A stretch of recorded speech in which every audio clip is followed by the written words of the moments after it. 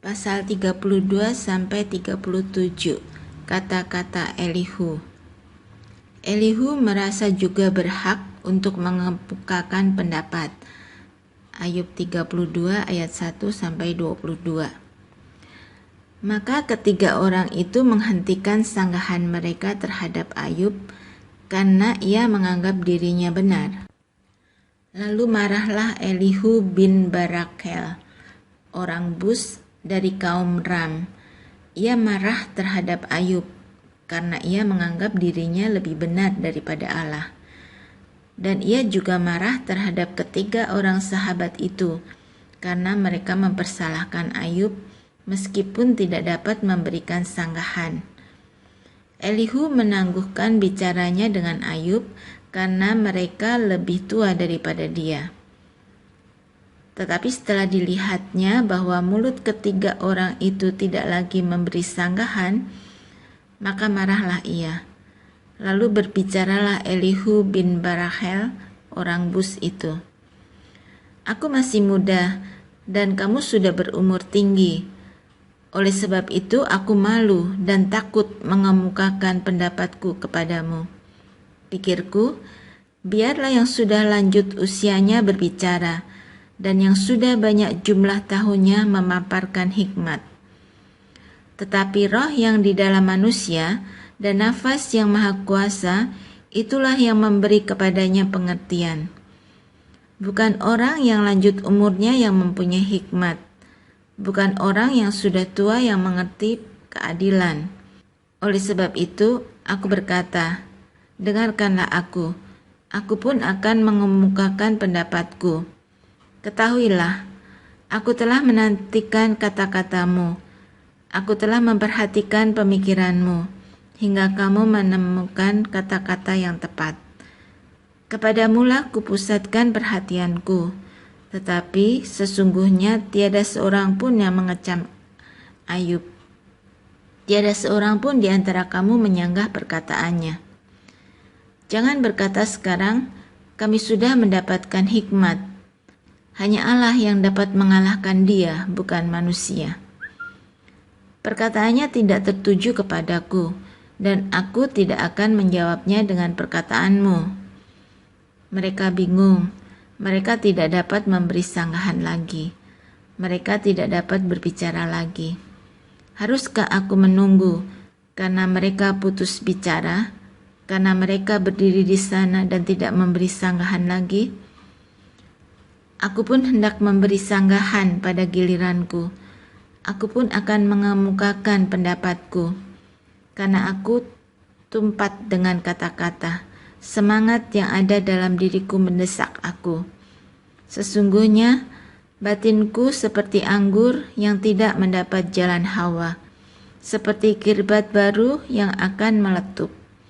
Aku harus berbicara supaya merasa lega.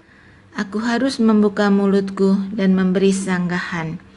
Aku tidak akan memihak kepada siapapun dan tidak akan menyanjung-nyanjung siapapun, karena aku tidak tahu menyanjung-nyanjung. Jika demikian, maka segera pembuatku akan mencabut nyawaku. Allah berfirman kepada manusia dengan berbagai-bagai cara. Ayub 33 ayat 1 sampai 33. Akan tetapi sekarang, hai Ayub, dengarkanlah bicaraku dan bukalah telingamu kepada segala perkataanku. Ketahuilah, mulutku telah kubuka, lidahku di bawah, langit-langitku berbicara. Perkataanku keluar dari hati yang jujur, dan bibirku menyatakan dengan terang apa yang diketahui. Roh Allah telah membuat aku, dan nafas yang maha kuasa membuat aku hidup. Jikalau engkau dapat, jawablah aku. Bersiaplah engkau menghadapi aku, pertahankanlah dirimu. Sesungguhnya bagi Allah aku sama dengan engkau. Aku pun dibentuk dari tanah liat. Jadi engkau tak usah ditimpa kegentaran terhadap aku. Tekananku terhadap engkau tidak akan berat. Tetapi engkau telah berbicara dekat telingaku, dan ucapan-ucapanmu telah kudengar. Aku bersih, aku tidak melakukan pelanggaran, aku suci, aku tidak ada kesalahan. Tetapi ia mendapat alasan terhadap aku. Ia menganggap aku sebagai musuhnya. Ia memasukkan kakiku ke dalam pasung. Ia mengawasi segala jalanku. Sesungguhnya dalam hal itu engkau tidak benar. Demikian sanggahanku kepadamu. Karena Allah itu lebih daripada manusia. Mengapa engkau berbantah dengan dia bahwa dia tidak menjawab segala perkataanmu? Karena Allah berfirman dengan 1-2 cara, tetapi orang tidak memperhatikannya. Dalam mimpi, dalam penglihatan waktu malam, bila orang nyenyak tidur, bila berbaring di atas tempat tidur, maka ia membuka telinga manusia dan mengejutkan mereka dengan teguran-teguran untuk menghalangi manusia daripada perbuatannya dan melenyapkan kesombongan orang, untuk menahan nyawanya daripada liang kubur dan hidupnya daripada maut oleh lembing. Dengan penderitaan ia ditegur di tempat tidurnya dan berkobar terus-menerus bentrokan dalam tulang-tulangnya. Perutnya bosan makanan, hilang nafsunya untuk makanan yang lesat-lesat. Susutlah dagingnya sehingga tidak kelihatan lagi. Tulang-tulangnya yang mula-mula tidak tampak menonjol keluar. Sampai nyawanya menghampiri liang kubur dan hidupnya mendekati mereka yang membawa maut. Jikalau di sampingnya ada malaikat penengah, 1 di antara 1000, untuk menyatakan jalan yang benar kepada manusia, maka ia akan mengasihaninya dengan berfirman, lepaskan dia supaya jangan ia turun ke liang kubur. Uang tebusan telah kuperoleh. Tubuhnya mengalami kesegaran seorang pemuda, ia seperti pada masa mudanya. Ia berdoa kepada Allah dan Allah berkenan menerimanya. Ia akan memandang wajahnya dengan bersorak-sorai dan Allah mengembalikan kebenaran kepada manusia. Ia akan bernyanyi di depan orang, aku telah berbuat dosa dan yang lurus telah kubengkokkan, tetapi hal itu tidak dibalaskan kepadaku. Ia telah membebaskan nyawaku dari jalan ke liang kubur dan hidupku akan melihat terang. Sesungguhnya semuanya ini dilakukan Allah 2-3 kali terhadap manusia, mengembalikan nyawanya dari liang kubur sehingga ia diterangi oleh cahaya hidup. Perhatikanlah hai Ayub, dengarkanlah aku, diamlah, akulah yang berbicara. Jikalau ada yang hendak kau katakan, jawablah aku. Berkatalah, karena aku rela membenarkan engkau. Jikalau tidak, hendaklah engkau mendengarkan aku. Diamlah, aku hendak mengajarkan hikmat kepadamu. Allah tidak berlaku curang. Ayub 34 ayat 1-37. Maka berbicaralah Elihu. Dengarkanlah perkataanku, kamu orang-orang yang mempunyai hikmat. Berilah telinga kepadaku, kamu orang-orang yang berakal budi. Karena telinga itu menguji kata-kata, seperti langit-langit mencecap makanan. Biarlah kita memutuskan bagi kita sendiri apa yang adil, menentukan bersama-sama apa yang baik. Karena Ayub berkata, aku benar, tetapi Allah mengambil hakku. Kendati aku mempunyai hak, aku dianggap berdusta. Sekalipun aku tidak melakukan pelanggaran, lukaku tidak dapat sembuh lagi. Siapakah seperti Ayub yang minum hujatan terhadap Allah seperti air, yang mencari persekutuan dengan orang-orang yang melakukan kejahatan dan bergaul dengan orang-orang fasik? Karena ia telah berkata, tidak berguna bagi manusia kalau ia dikenan Allah. Oleh sebab itu, kamu orang-orang yang berakal budi, dengarkanlah aku. Jauhlah daripada Allah untuk melakukan kefasikan, dan daripada Yang Maha Kuasa untuk berbuat curang.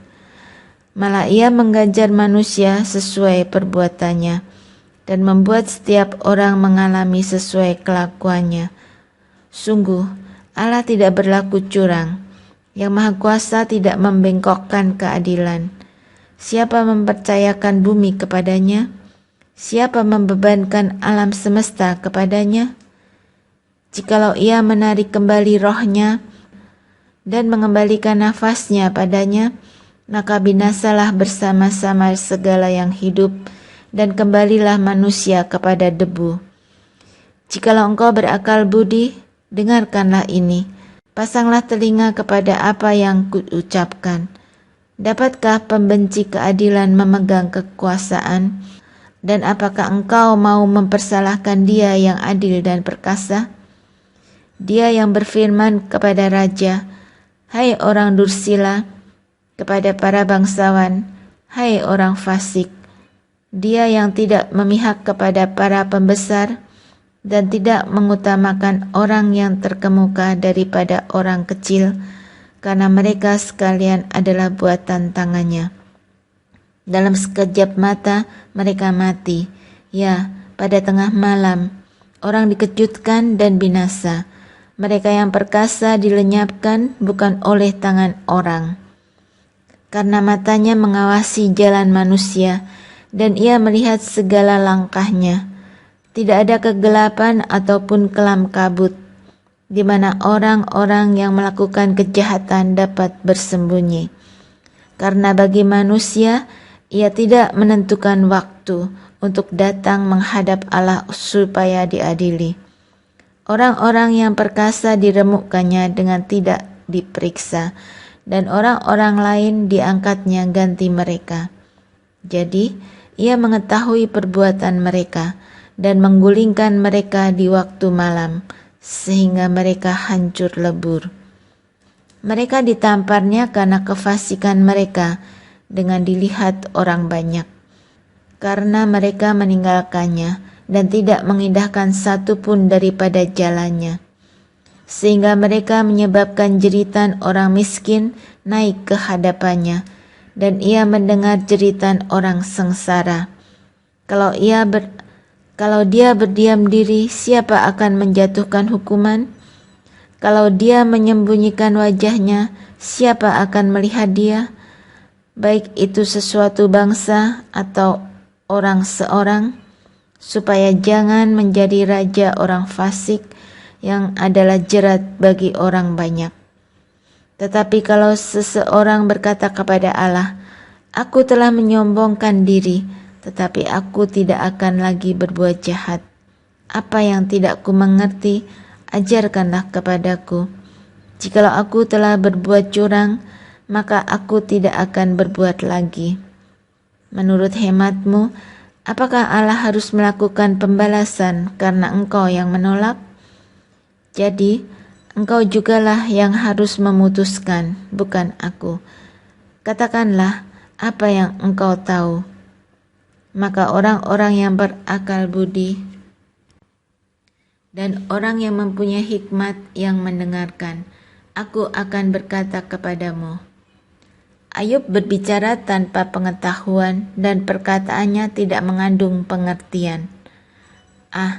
Kiranya Ayub diuji terus-menerus karena ia menjawab seperti orang-orang jahat. Karena ia menambahkan dosanya dengan pelanggaran, ia mengepalkan tangan di antara kami dan banyak bicara terhadap Allah.